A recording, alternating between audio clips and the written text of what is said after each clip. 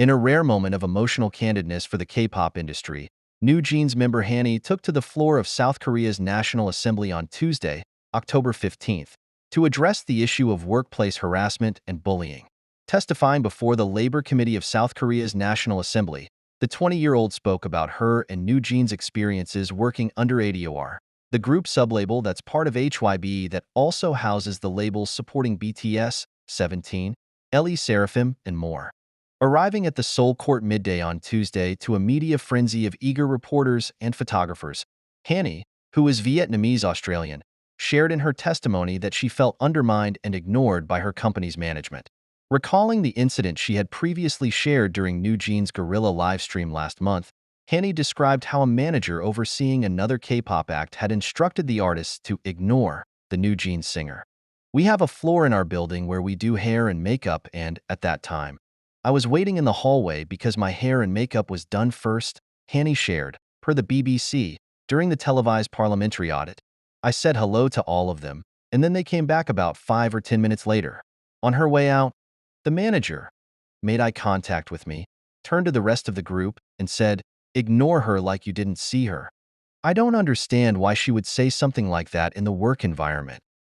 Hanni says these incidents were not isolated but part of a broader pattern that left her and her bandmates feeling disrespected. She detailed additional instances where senior HYBE executives failed to acknowledge her. "Since my debut, we ran into a person in a high-up position many times, but they never greeted me when I greeted them," she said. Sometimes through tears, in her testimony, "I understood from living in Korea that I have to be polite to older people and that's part of the culture, but I think it's just disrespectful as a human being to not greet us, regardless of our professional status."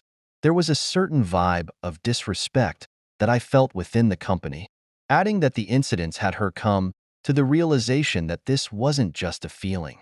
"I was honestly convinced that the company hated us." Representing HYBE during the hour-long hearing, current adhere CEO JooAng Kim, who replaced NewJeans creator Min Hee-jin as CEO after HYBE's multiple requests to step down, said she would listen more closely to the artists. "I believe I did everything I could," Kim responded. "But seeing that Hanni felt this way, and that the situation escalated to this point, I wonder if there was more I could have done. I was told that because there wasn't any evidence, there was nothing that could be done," Hanni explained, per the New York Times. The outlet added that Kim cited her decision based on differing accounts of what happened, with the K-pop industry infamous for tightly controlled and high-pressure narratives between artists, companies, and the media.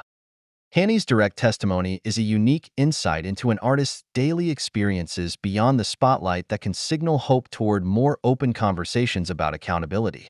South Korea's Environment and Labor Committee of the National Assembly is currently investigating working conditions in the entertainment sector, where labor laws do not cover many performers.